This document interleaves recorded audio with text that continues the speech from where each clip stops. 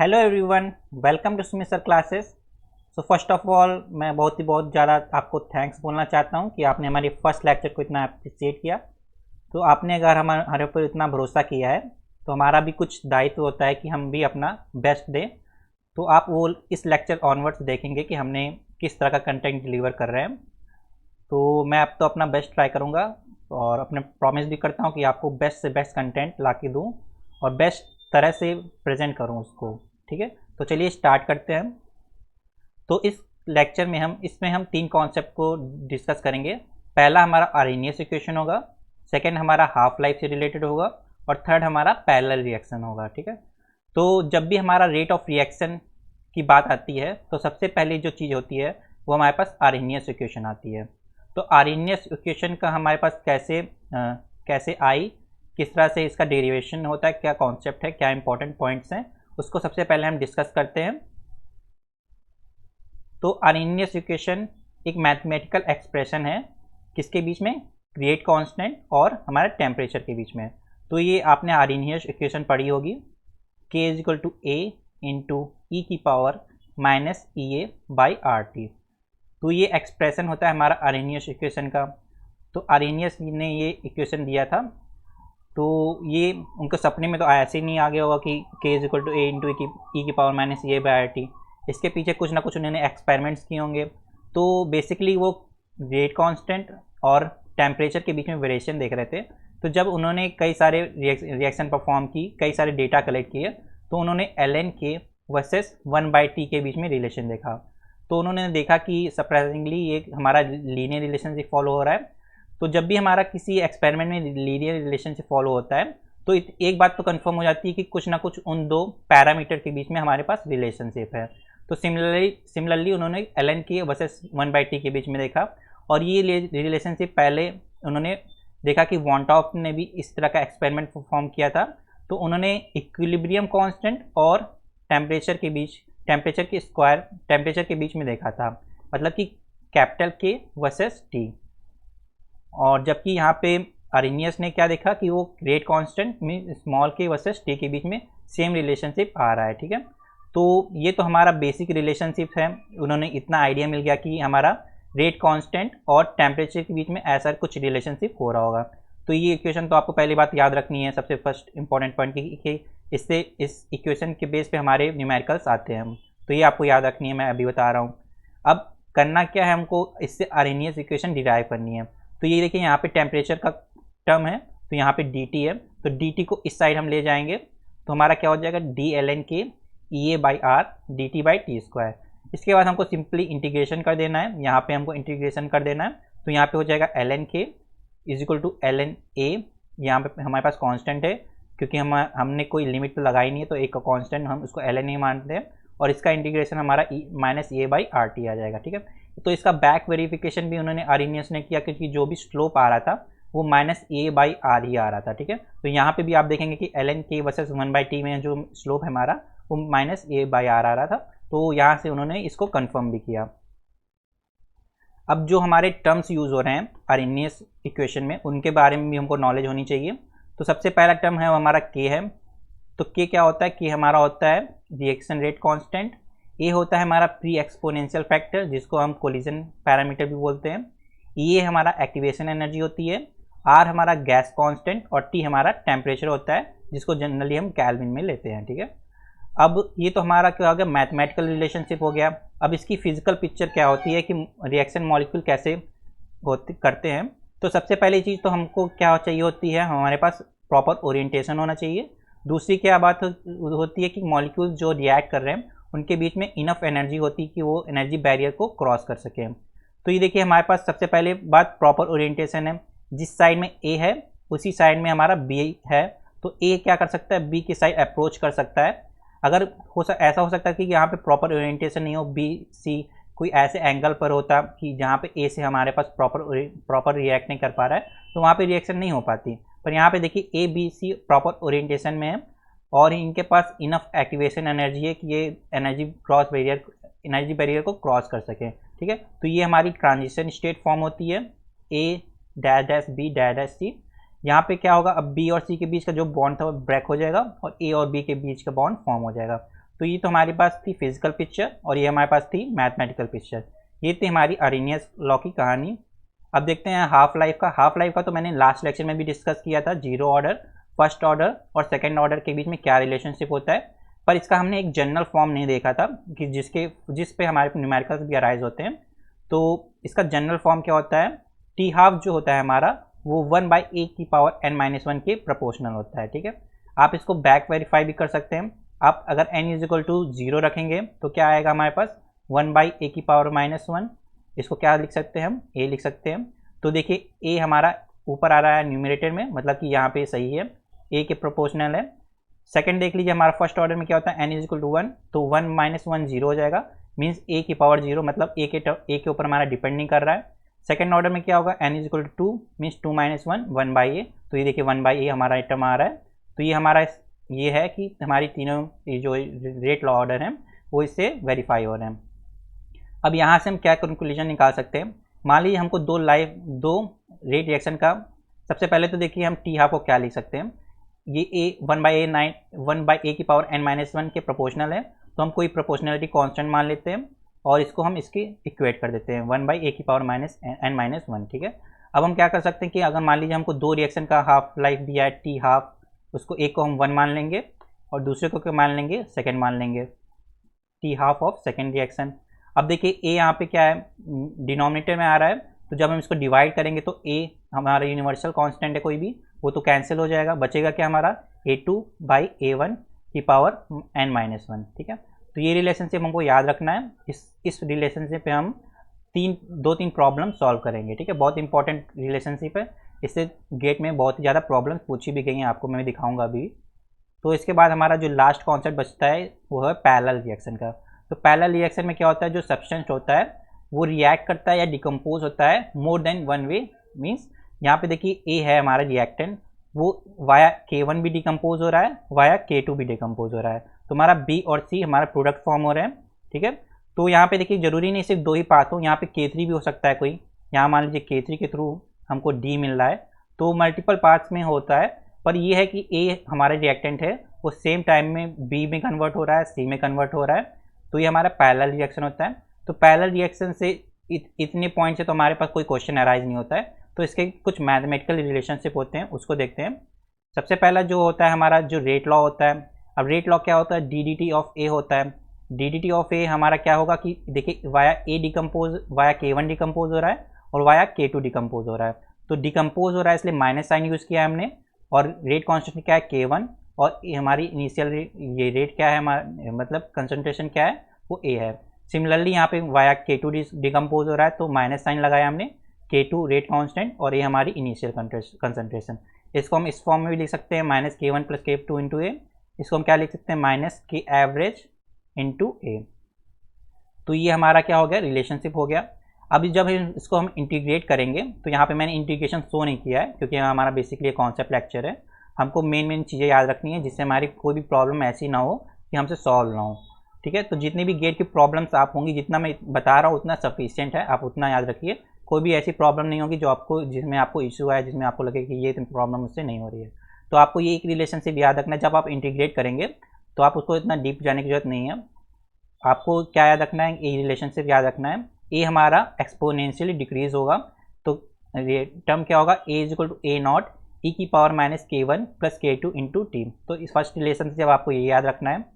Second similarly हम इसका B और C का रेट लॉ लिखेंगे और इसको इंटीग्रेट करेंगे तो हमको क्या मिलेगा, B का मिलेगा हमको K1 into A0, K1 into A0, और K एवरेज क्या है हमारा K1 + K2, ये हमारा K1 + K2 हो गया, फिर इक्वल टू ब्रैकेट में 1 - e⁻−K1 + K2 इंटू टी, तो K1 + K2 को हम K एवरेज भी लिख सकते हैं।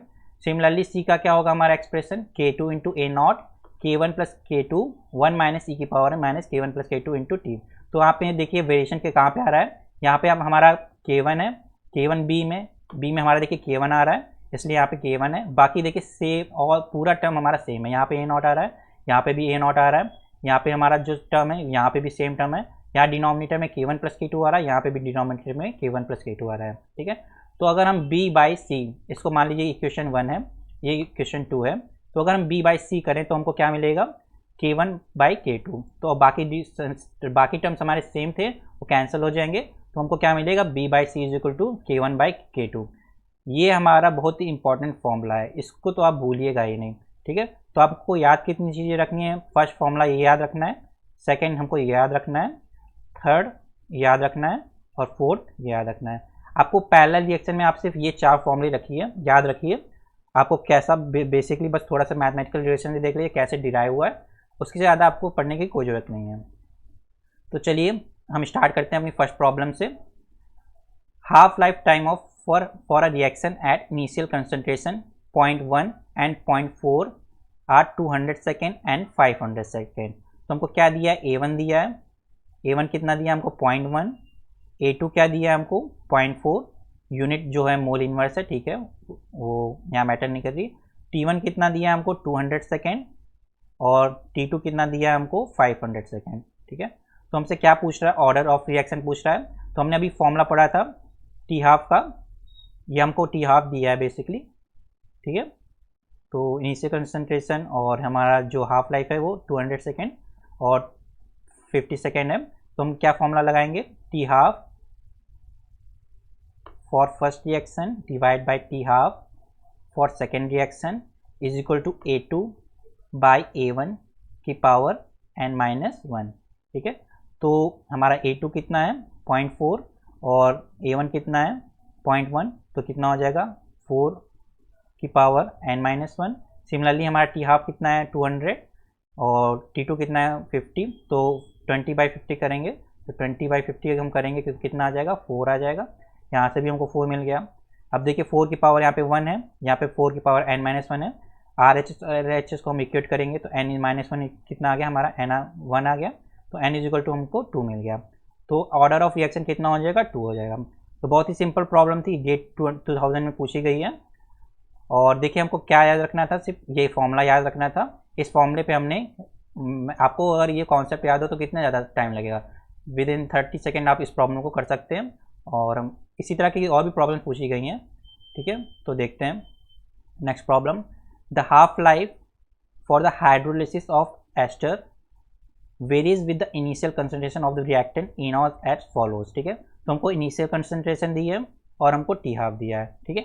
सिमिलरली लास्ट प्रॉब्लम की तरह है, तो हम क्या करेंगे यहाँ पे, T half for first reaction, similarly T half for second reaction is equal to A2/A1 की पावर n-1। तो टी हाफ हमको फर्स्ट रिएक्शन के लिए कितना दिया है 240 दिया है, टी हाफ हमको सेकेंड रिएक्शन के लिए कितना दिया है 300 दिया है, ठीक है। A2 हमको कितना दिया है 4, A1 कितना दिया है 5 की पावर n-1, ठीक है।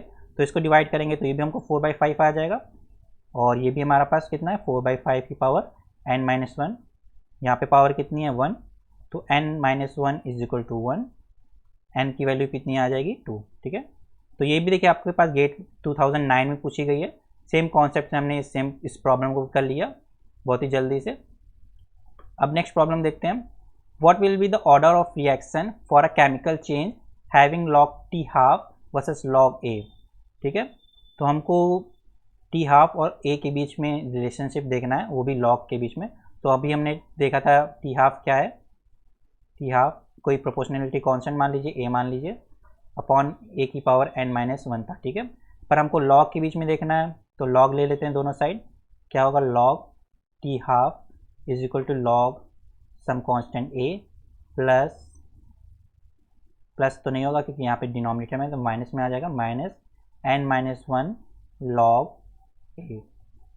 अब इसको हम क्या लिख सकते हैं, लॉग ए प्लस माइनस साइन अंदर ले जाएंगे तो इसको हम क्या लिख सकते हैं, रिवर्स कर देते हैं 1 - n लॉग ए, ठीक है।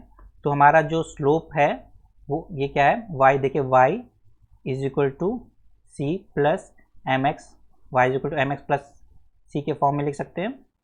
देखिए हमारा y कोऑर्डिनेट पे क्या है लॉग टी हाफ है, x कोऑर्डिनेट पे क्या है हमारा लॉग ए है, ये देखिए लॉग ए है। तो हमको स्लोप कितना मिल रहा है, स्लोप हमको मिल रहा है 1 - n, और m क्या होता है हमारा टैन थीटा होता है स्लोप, इतना तो आपने बेसिक मैथमेटिक्स पढ़ी होगी 12th में। और टैन थीटा कितना है हमारा 45, तो कितना हो जाएगा 1, टैन 45 1 होता है, तो 1 - n, तो n कितना हो जाएगा हमारा 1 माइनस 1 इज इक्वल टू 0, ठीक है। तो बहुत ही अच्छी प्रॉब्लम थी। तो हमारा n कितना होगा, 0 ऑर्डर हो जाएगा। तो एक फॉर्मूले पे हमने देखा भी 3 प्रॉब्लम, जिसमें से 2 प्रॉब्लम तो हमारी प्रीवियस ईयर में ही पूछी हुई हैं। नेक्स्ट प्रॉब्लम देखते हैं। The rate constant of a reaction is 1.25 into 10 की power 4 mole litre inverse second inverse, ठीक है। तो के हमको दिया है, सबसे पहले नोट कर लेते हैं। 1.25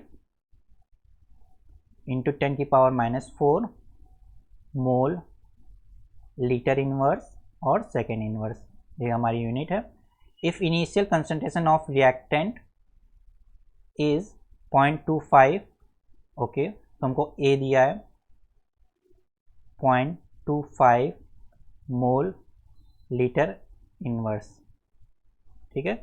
और हमको क्या पूछ रहा है कि पूरी रिएक्शन कंप्लीट होने में कितना टाइम लगेगा, the total time in second required for the completion of reaction. तो हमसे टी पूछ रहा है, ठीक है। तो सबसे पहले हमको पता करना होगा कि कौन से ऑर्डर की रिएक्शन है। तो ऑर्डर ऑफ रिएक्शन हम कैसे पता कर सकते हैं, मैंने लास्ट लेक्चर में बताया था यूनिट से। तो हमको यूनिट क्या होती है, मोल पर लीटर, मोल लीटर की power 1 minus n second inverse. तो यहाँ पे n कितना हो जाएगा हमारा, n 0 हो जाएगा, क्योंकि हमको यहाँ पे देखिए मोल पर लीटर ही हो रहा है, तो वो पावर 1 होगी इसकी। तो n यहाँ पे 0 हो गया, मतलब यहाँ पे हमारे पास 0 ऑर्डर है। और 0 ऑर्डर में हमको हमारे पास क्या होता है, k is equal to X by T होता है। हमारा 0 ऑर्डर के लिए होता है रेट कॉन्स्टेंट की एक फॉर्मूला। और यहाँ पे देखिए x है और t है, पर हमको मिला क्या है, a और t। पर देखिए पूछ क्या रहा है क्वेश्चन में, the total time required for the completion of reaction. देखिए जब कंप्लीट रिएक्टेंट हमारा देखिए मान लीजिए कुछ 0.25 है, जब रिएक्शन पूरी कंप्लीट हो जाएगी तो जो हमारा पूरा रिएक्टेंट है वो प्रोडक्ट में कन्वर्ट हो जाएगा। तो रिएक्शन कंप्लीट होने के बाद ए क्या हो जाएगा, वो एक्स के इक्वल हो जाएगा, ठीक है, क्योंकि हमारा पूरा रिएक्टेंट प्रोडक्ट में कंप्लीट हो जाएगा, कन्वर्ट हो जाएगा। तो बस हमको वैल्यू रख देनी है 0.25 डिवाइडेड बाई टी। और टी क्या कितना हो जाएगा, 0.25 डिवाइडेड बाई के कितना है हमारा 1.25, और 10 की पावर 4 ये ऊपर चला जाएगा, और कितना बचेगा 5, 1/5 इंटू 10 की पावर 4, तो हमारा कितना आ जाएगा 2000 सेकेंड, ठीक है। तो हमारा आंसर कितना हो जाएगा 2000 सेकेंड, ठीक है। यहाँ पे देखिए 1/5 हो जाएगा, 1/5 इंटू 10 की पावर 4, बेसिकली हमारा आंसर कितना हो जाएगा 2000 सेकेंड। ये प्रॉब्लम से कब पूछी गई है, ये 2017 में। आई होप आपको अच्छे समझ में आया होगा। अब देखिए हमारा पैरेलल रिएक्शन से प्रॉब्लम अराइज हो रही है। हमारा कोई एक्स रिएक्टेंट है, वो वाया के1 और वाया के2 डिकम्पोज हो रहा है। तो क्या दे रहा है प्रोडक्ट हमको, वाई और जेड, ठीक है। हमको के1 की वैल्यू दी है 1 इंटू 10 की power -4 second inverse. If the reaction starts from X, the ratio of concentration of Y and Z at any given time during the course of reaction is found to be Y by Z is equal to 1/4, ठीक है। तो हमको Y by Z का ratio दिया है, और हमको k1 दिया है, और हमसे क्या पूछ रहा है k2। तो आपने अभी हमने जब k1 पैरेलल रिएक्शन डिस्कस कर रहे थे, तो हमने ये रिलेशन देखा था k1/k2 is equal to Y by Z. मैंने बोला था आपको 4 रिलेशन याद करने, उसमें से चौथा रिलेशन था हमारा यही था, ठीक है। अब हमको क्या दिया है, वाई बाई जेड हमको दिया है 1/4, ठीक है, 1/4 दिया है। k1 की वैल्यू हमको दी है, k1 की वैल्यू दी है 1 इंटू 10 की पावर -4। k1 हमको निकालना है, k2 निकालना है, और इसको 1/4। तो k2 यहाँ से कितना आ जाएगा, 4 इंटू 10 की पावर -4 सेकेंड इनवर्स, ठीक है। तो हमने क्या किया, k1/k2 is equal to Y by Z, के इक्वेट कर दिया, वाई बाई जेड की वैल्यू हमको दी है, यहाँ पे देखिए 1/4 हमने रख दिया। अब हमको k1 की वैल्यू दी है, k1 की वैल्यू हमने रख दी। हमको जस्ट सिंपली क्या निकालना है, k2, तो k2 इस साइड चला गया, और हमको क्या मिल गया, k2 की वैल्यू 4 इंटू 10 की पावर -4 सेकेंड इनवर्स। तो हमारा सी ऑप्शन करेक्ट है। नेक्स्ट प्रॉब्लम देखते हैं। A gaseous compound A reacts by 3 independent process with rate constant 2 into 10 की पावर -3। k1 है हमारा, ये हमारा k2 है 3 इंटू 10 की पावर -3, और ये हमारा क्या है k3 1.93 इंटू 10 की पावर -3। और हमारा क्या फॉर्म हो रहा है, बी और सी और डी प्रोडक्ट फॉर्म हो रहा है, B C and D. A decompose हो रहा है 3 पार्ट से। और हमारा जो if initially pure was taken in a close container P is equal to 8 atm, तो हमारी इनिशियल कंसनट्रेशन दी है इसकी P इज इक्वल टू 8। तो हमसे पूछ क्या रहा है, partial pressure of B after 100 second. ठीक है, बहुत अच्छी प्रॉब्लम है। तो हमने अभी रिलेशनशिप पढ़ा था बी का, तो बी का रिलेशनशिप हम जब पढ़ रहे थे तो वहाँ पे सिर्फ K1 और K2 थे। यहाँ पे देखिए K3 भी आ रहा है।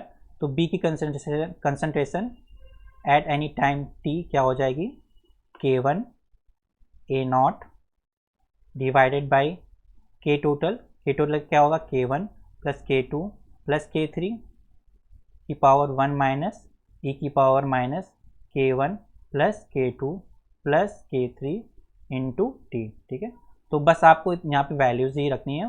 तो आप वैल्यूज़ रखेंगे तो K1 कितना है, 2 इंटू 10 की पावर माइनस 3, A0 कितना है हमारा 8 जो हमको इनिशियल प्रेशर दिया, K1 plus K2 plus K3 कितना आएगा, 2 प्लस 3 5 प्लस 1.93 6.93 इंटू 10 की power minus 3, then 1 minus e की पावर, फिर हमको ये ऐड करना है तो 6.93 इंटू 10 की पावर माइनस 3 और 100 सेकेंड मीन्स 10 की पावर माइनस 2, 10 की पावर 2, तो हमारा टोटल कितना हो जाएगा 10 की पावर माइनस 1। ठीक है, इतना हमको मिल गया।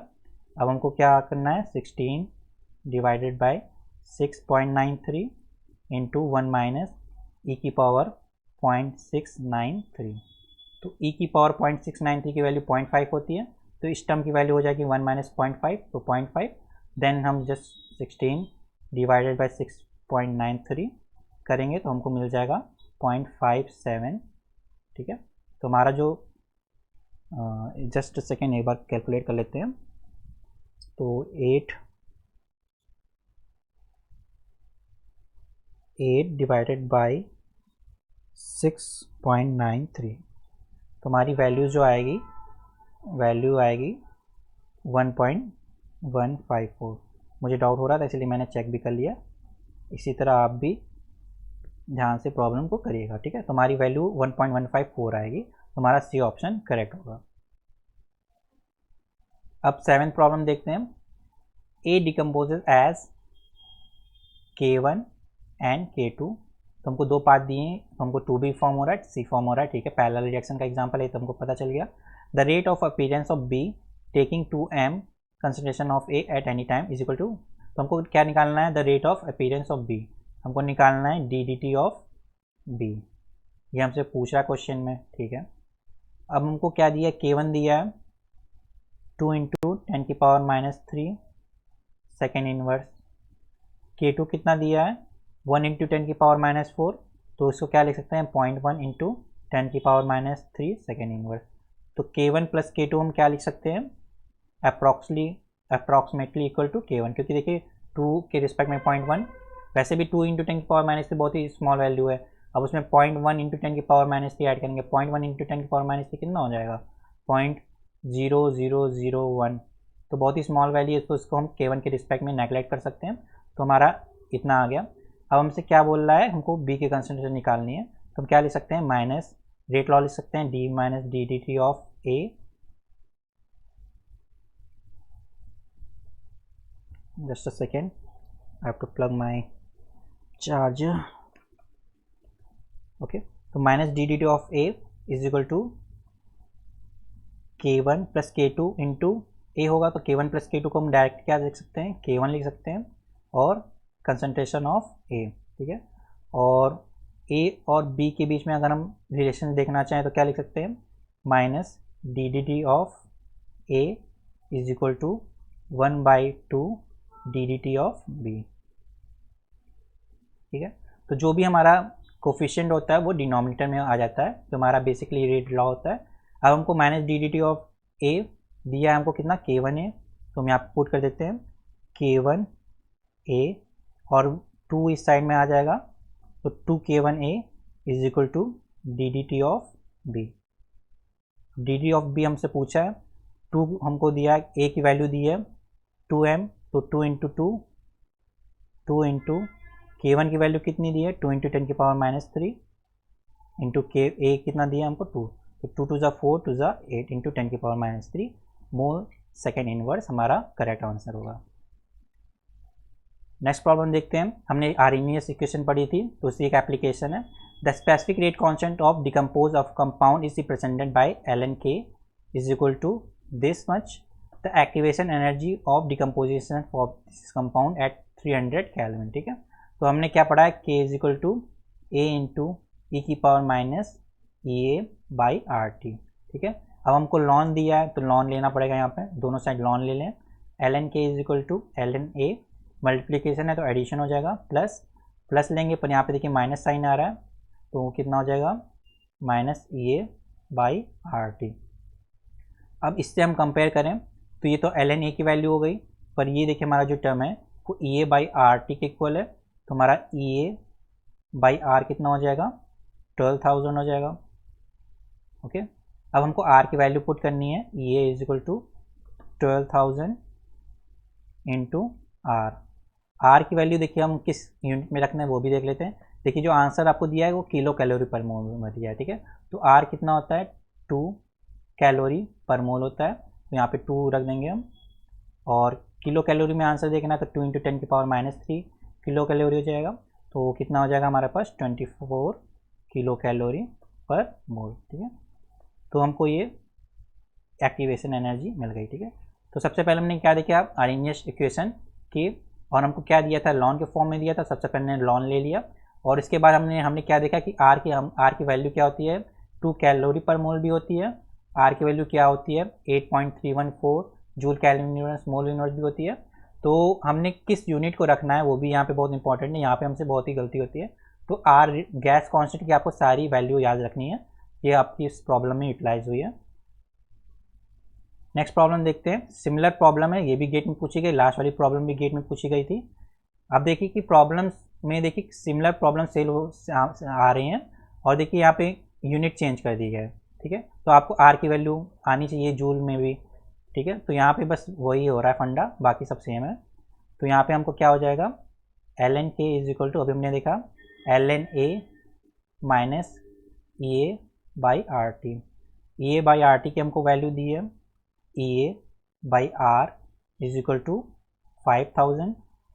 ठीक है, अब हमको किसमें चाहिए, किलो जूल में चाहिए, तो 5000 इंटू 8.314 इंटू 10 की पावर माइनस 3, तो हमको कितना हो जाएगा, 5 इंटू 8.314। तो बस कैलकुलेट कर देते हैं, 5 इंटू 8.314, हमारी वैल्यू आ जाएगी 41.57। तुमको 2 डेसिमल वैल्यू तक देना है, तो 41.57 हमारा आंसर हो जाएगा। ठीक है, तो आपने देखा कि हम बहुत ही सिंपल प्रॉब्लम थी, गेट 2017 में पूछी भी गई है। तो मैं दिखा रहा हूँ कि सिमिलर प्रॉब्लम्स किस पैटर्न पर पूछी जा रही हैं, बहुत ज़्यादा आपको पढ़ने की जरूरत नहीं है, आपको ध्यान रखना है बस सिंपल चीज़ें याद रखनी है, आर की वैल्यू क्या क्या क्या रखनी है, हमको किस पेज पर क्या रखनी है, बस, और कोई इश्यू नहीं है इतना बड़ा। अब हमको क्या दिया है, देखिए सिमिलर प्रॉब्लम है, यहाँ पे थोड़ा बस मॉडिफाई हुआ है। The temperature dependence of a reaction is given by K is equal to AT square exponential minus A by RT। तो हमसे क्या पूछा है, द एक्टिवेशन एनर्जी EA। ठीक है, तो सबसे पहले मैंने जो रिलेशनशिप बताया था आपको जब डिराइव कर रहे थे आर्हेनियस इक्वेशन, मैंने बोला था याद रखिएगा इसको, तो यहाँ पे इसको याद रखना है, उसका यूज़ है dd of ln K is equal to A by RT square, बहुत ही इंपॉर्टेंट फॉर्मूला है, जिसको आर्हेनियस ने ln K और वर्सेस 1/t जब प्लॉट कर रहे थे तो उन्होंने ये रिलेशन डिराइव किया था, उसी का हम यूज़ करेंगे। तो यहाँ पे देखिए K है, यहाँ पे देखिए ln K है, तो सबसे पहले क्या करना होगा, हमको ln K लेना पड़ेगा, इतना तो हमको सिंपल नॉलेज हो गई। ln K is equal to ln A plus 2 ln T, फिर यहाँ पे ln होगा तो कितना हो जाएगा, माइनस EA बाई RT। ठीक है, ln ले लिया हमने, अब उसके बाद क्या है, T बाई टी, मतलब हमको टेम्परेचर के रिस्पेक्ट में पूरी इक्वेशन को डिफ्रेंशिएट करना है। तो आपको बेसिक डिफ्रेंशिएशन आता होगा, D by D T of ln K is equal to 0 plus ln T का कितना हो जाएगा, 1/t 2/t हो जाएगा, और 1/t का डिफ्रेंशिएशन कितना आता है, माइनस 1/t स्क्वायर, तो माइनस माइनस हो जाएगा हमारा plus EA by RT square. बस इसको हम अरेंज कर लेते हैं, तो RT स्क्वायर हमारा डिनोमिनेटर में आ जाएगा, यहाँ पे क्या आ जाएगा 2RT प्लस EA। ठीक है, तो इस इक्वेशन से हम कंपेयर करेंगे, RT स्क्वायर डिनोमिनेटर में आ रहा है, न्यूमिनेटर में क्या आ रहा है, एक्टिवेशन एनर्जी की जगह EA प्लस 2RT। ठीक है, तो हमारा करेक्ट ऑप्शन क्या हो जाएगा, EA बस 2RT। ठीक है, तो आई होप आपको इस लेक्चर की सभी प्रॉब्लम अच्छी समझ में आई होंगी। अगर फिर भी आपको इश्यू है तो आप कमेंट बॉक्स में बोल सकते हैं। तो मैंने ट्राई किया कि हमने 3 कॉन्सेप्ट पढ़े। सबसे पहला क्या पढ़ा हमने, अरेनियस इक्वेशन, दूसरा पढ़ा हाफ लाइफ, और तीसरा हमने पढ़ा कि पैरेलल रिएक्शन कैसे, उसमें क्या एक्सप्रेशन होते हैं, उसको हमने देखा। तीनों कॉन्सेप्ट पे हमने प्रॉब्लम भी अच्छे से सॉल्व की। तो आई होप आपको बहुत अच्छे से समझ में आया होगा। Thank you for watching this video. अगर आपको वीडियो पसंद आया तो ज़रूर से लाइक करिएगा, do share with your friends, and please subscribe to our channel. Thank you for watching.